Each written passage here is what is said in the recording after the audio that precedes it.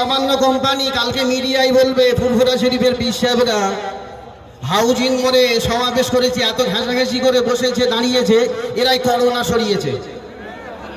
কেউ বলতে পারে না? আপনার একটু ফাঁকা ফাঁকা করে দাঁড়ান, পিছন দিকে হাঁটেন, পিছন দিকে কথা রাখতে হবে। আমি কেন বলছি পিছনে হাঁটেন, একদম পিছন দিকে হাঁটেন। গত সোমবার আমাদের বিজেপি কোম্পানি সমাবেশ করলো মশাটে, সেখানে রাস্তা বন্ধ করে দিল 3 ঘন্টা। আর তারপরে দিনে তৃণমূল সমাবেশ করলো মশাটে, সেই দিন 4 ঘন্টা রাস্তা বন্ধ। আর আজকের ডানকুনির প্রশাসন দেখো যে ফুরফুরা শরীফের পীর সাহেবরা কতটা এরা দেশপ্রেমিক, এরা রাজ্য প্রেমিক, এরা রাস্তা বন্ধ করে নয়, এরা একটা ফাঁকা জায়গায় এরা সমাবেশ করছে। ঠিক না বেঠে? বন্ধুগণ, আমি আপনাদের জানাতে চাই, আমার ভাই নওশাদ সিদ্দিকী তাকে অ্যারেস্ট করেছে। কি কারণে অ্যারেস্ট করেছে সেই কারণটা আমাদেরকে ব্যাখ্যা করতে হবে, কারণটা আমাদের জানাতে হবে। আর যে আরাবুল ভাঙড়ে বোম তৈরি করে বোম ছড়ে, আর সেই আরাবুলকে আজকে তাকে ছেড়ে রেখে দিয়েছে। বন্ধুগণ, আগামী 1 তারিখে নওশাদ সিদ্দিকীকে ধরতে হবে, আর 1 তারিখে ওই আরাবুল গুন্ডাকে আবার জেলে ভরতে হবে। আর যদি আপনি না ভরেন, সেই দিন মনে রাখবেন, 1 তারিখে মনে রাখবেন, আপনি যদি আরাবুলকে না ভরেন তাহলে বাংলার মানুষ কিন্তু আপনাকে ঘৃণা করবে। ঠিক না বেঠে?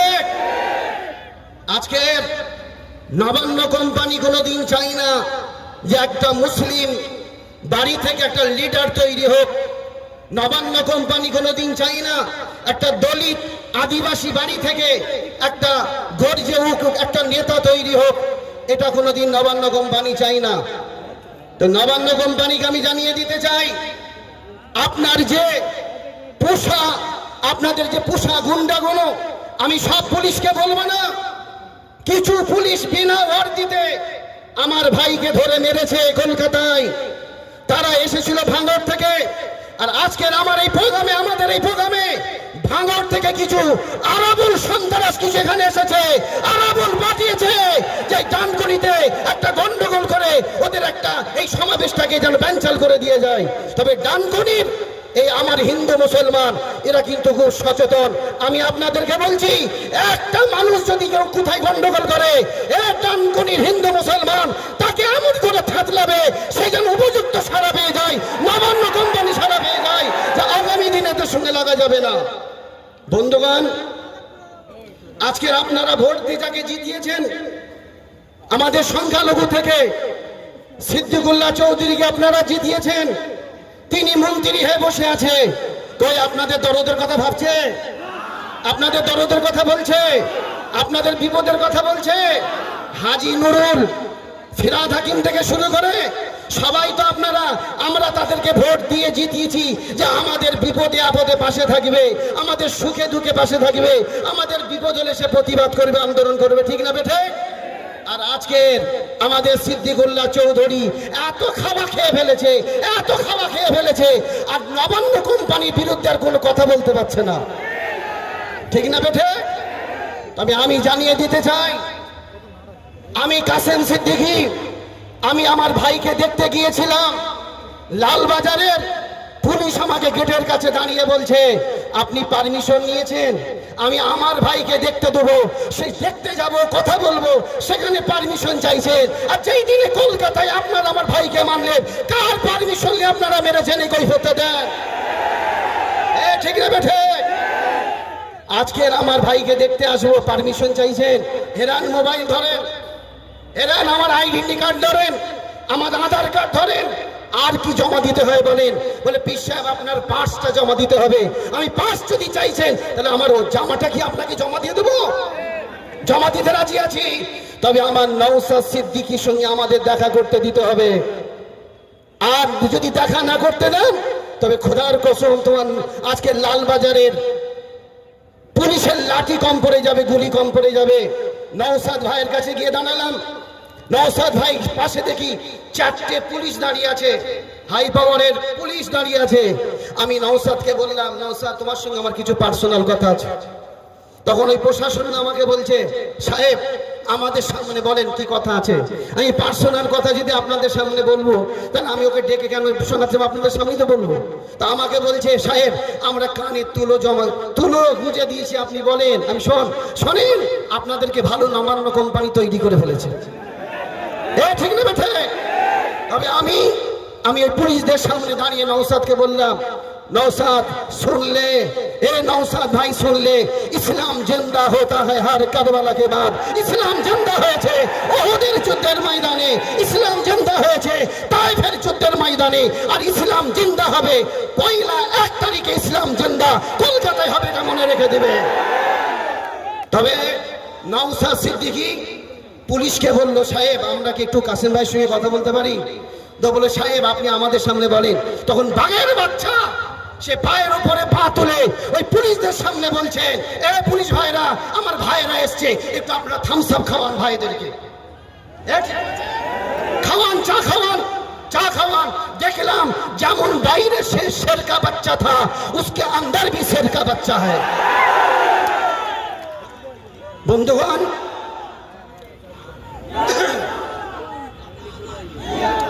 আজকে ফুরফুরা শরীফের নওশাদ সিদ্দিকী ধর্মগুরু হয়ে পার্টিবাজি করবে কেন? তাহলে আমি আপনাদেরকে জিজ্ঞাসা করব, ইউপিতে যোগী বাবু উনি কি ধর্মগুরু নয়? কথা বলেন না কেন ধর্ম নয়? তাহলে উনি তো আমাদের ইউপির মুখ্যমন্ত্রী। কি যোগী একটা ধর্মগুরু হয়ে যদি ইউপির মুখ্যমন্ত্রী হতে পারে, তাহলে আপনাদের কাছে বলে দিয়ে যায়, আগামীতে এই পশ্চিম বাংলার মুখ্যমন্ত্রী ইনশাআল্লাহ হবে পীরজাদা নওশাদ সিদ্দিকী, মনে রেখে দেবেন। তার কারণ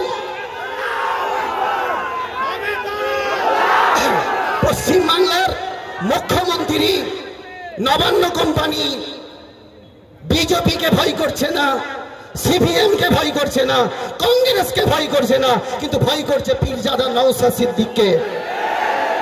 আজকে নওশাদ সিদ্দিকীকে জেলে ভরেছে, ওই বিজেপিদেরকে জেলে ভরলো না, সিপিএম কে জেলে ভরলো না, নওশাদ সিদ্দিকীকে জেলে ভরলো। তার কারণ নবান্ন কোম্পানি জানতে পেরে গেছে এই নওশাদ সিদ্দিকী আগামী দিন আমার চেয়ারটা কেড়ে নেবে। ঠিক না বেঠে? আমি যুবকদেরকে জানিয়ে দিই, আগামী 1 তারিখে আজকের এই ডানকুনি হাউজিং মোড় থেকে আমি জানিয়ে দিই, আগামী 1 তারিখে আমার ভাই পীরজাদা, সে কি এমএলএ কি এমপি আমি জানি না, আমার বংশের ছেলে, আমার পীরজাদা, আমার দাদা পীরের বংশধর, আমার দাদা পীরের বংশধর যারা আছে তারা মরলেও লাখ টাকা, বাঁচলেও লাখ টাকা, ঠিক না বেঠে? মরলেও লাখ টাকা, বাঁচলেও লাখ টাকা। আগামী 1 তারিখে নওশাদ সিদ্দিকীকে কাসেম সিদ্দিকীর হাতে তুলে দিতে হবে, বাংলার মুসলমানদের হাতে তুলে দিতে হবে, হিন্দু দলিত আদিবাসীদের হাতে তুলে দিতে হবে। আর আগামী 1 তারিখে নওশাদ সিদ্দিকী যদি আমরা হাতে না পাই, তা সেই দিন মুখ্যমন্ত্রী জানতে পারবে বাংলার মুসলমান, বাংলার হিন্দু দলিত আদিবাসী তারা কি করতে পারে আর কি করতে পারে না, ঠিক না ম্যাডাম? আগামী দিন আমার নওশাদ, 1 তারিখে নওশাদ ভাইকে বাংলার মানুষের হাতে তুলে দিতে হবে, ঠিক না বেঠে? আর বিশেষ করে এই ডানকুনি থানার পুলিশকে আমি ধন্যবাদ জানাবো, ডানকুনি থানার ওসিকে আমি ধন্যবাদ জানাবো, এবং আশপাশে আমাদের চন্দ্রনগর ওখানকার পুলিশকে আমি ধন্যবাদ জানাবো। আপনারা এসেছেন, আমাদের পাশে দাঁড়িয়েছেন। তবে কিছু পুলিশ, সব পুলিশকে আমি খারাপ বলবো না, কিছু পুলিশ আছে নবান্ন কোম্পানির চাটা, কিছু পুলিশ আছে, ঠিক না বেটা? এই পুলিশরাই আনিস খানকে মেরেছে, এই পুলিশরাই আনিস খানকে ছাদ থেকে মেরে আনিস খানকে নিচেই ফেলে তারা মেরেছে। এই পুলিশ মেরেছে, আনিস খানকে মেরেছে, এটা বাংলার মানুষের কাছে প্রমাণ আছে, ঠিক না বেটে? এই জোরে বলি, ঠিক না বেটে? তবে অতএব আগামী 1 তারিখে আমরা আইনকে সম্মান রেখে, কোর্টকে সম্মান রেখে আমরা নওশাদ ভাইকে আমরা কলকাতা থেকে আনবো, কথা ঠিক না বেঠিক? এই আমার কথায় আপনারা একমত? এবং 18 জন তাদেরকে ছেড়ে দিতে হবে, শুধু নওশাদ সিদ্দিকী নয়, 18 জনকে বেকসুর মুক্তি দিতে হবে। আর গতকাল আরাবুলের বাহিনী রাত 1:30 থেকে 3টে পর্যন্ত ভাঙড়ে আইএসএফ বাড়ি ছেলেদেরকে মেরেছে, তাদের বাড়ি ভাঙচুর করেছে। গত পরশুদিন করেছে, তার আগের দিনে করেছে। আমি লাগাতার মিডিয়াতে জানিয়েছি, ছবি সমেত কিছু ভাইরাল হয়েছে। আর গত 3 দিন আগে ওই আরাবুল যে বড় সন্ত্রাস, সে 6 লাইনে বাবুর হোটেলের পাশে দাঁড়িয়ে সকলের সামনে বলছে, আমি যা করে দিয়েছি 2026-এ মুখ্যমন্ত্রী আমাকে টিকিট দিবে। শুনতে পাচ্ছেন না? 2026-এ আমাকে মুখ্যমন্ত্রী টিকিট দেবে। তার মানে কি? মুখ্যমন্ত্রীর কাছে প্রমাণ করতে চাইছে যে আমি কত বড় গুন্ডা। এই গুন্ডাদেরকে আপনাদেরকে নিয়ে থাকতে হবে, এই গুন্ডাদেরকে নিয়ে আপনাকে চলতে হবে, আর এই গুন্ডাদেরকে আপনাদের টিকিট দিতে হবে। ঠিক না ঠিক? আর আমাদের এলাকায় যেসব নেতা আছে, একদম নবান্ন কোম্পানি থেকে শুরু করে যত তৃণমূলের নেতা, সবাই কিন্তু চোর চোর চোর চোর চোর চোর চোর, জোরে বলেন চোর চোর চোর চোর, এরা সবাই চোর। আজকে দুজনকে ধরেছে, আজকে দুজনকে ধরেছে, গল গল করে টাকা বেরোচ্ছে। কি বেরোচ্ছে? গল গল করে টাকা বেরোচ্ছে। আর পশ্চিম বাংলায় যত নেতা এমএলএ এমপি আছে, এদেরকে ধরো, সবার কাছ থেকে গল গল করে টাকা বেরোবে। এদের সবার পেটটা এখন ইন্ডিয়ার গেট। কি গেট? জোরে বলেন কি গেট? আরো জোরে বলেন কি গেট? এরা আগামী দিন যদি আবার আসে, এরা আপনাকেও খেয়ে ফেলবে, আপনার ঘরটাকেও খেয়ে ফেলবে। এ কথা ঠিক না ঠিক? এই জোরে বলেন ঠিক না ঠিক? তবে আমি আপনাদেরকে বলবো, এই আপনারা যে এত আজকে আওয়াজ দিয়েছেন, আজকের আওয়াজ কি শেষ হয়ে গেল? হাত তুলে বলেন শেষ হয়ে গেল? আরো জোরে বলেন শেষ হয়ে গেল? তাহলে এই আওয়াজ কিন্তু সামনে পঞ্চায়েত ভোট, সেই পঞ্চায়েত ভোটের আওয়াজ কোথায় দিবেন? ওই পঞ্চায়েত ভোটের আওয়াজটা কোথায় দিবেন? আমি শুনতে পেলাম না। কোথায় শুনতে পেলাম না? জোরে বলেন কোথায়? আরো জোরে বলেন কোথায়? আমি শুনতে পাইনি। কোথায়? মিডিয়াদেরকে বলবো, আপনার একটু পিছনে ক্যামেরা, শুধু আমার দিকে ক্যামেরা ঘোরাচ্ছেন কেন? এই আপনারা হাত তুলে বলেন কোথায়? আরো জোরে বলেন কোথায়? আমি শুনতে পাইনি, প্রশাসনরা শুনতে পাইনি, জোরে বলেন। ধন্যবাদ। বক্তব্য শেষ করলাম। ইনশাল্লাহ दोबारा मुलाकात होगा। इंशाल्लाह। अस्सलाम वालेकुम।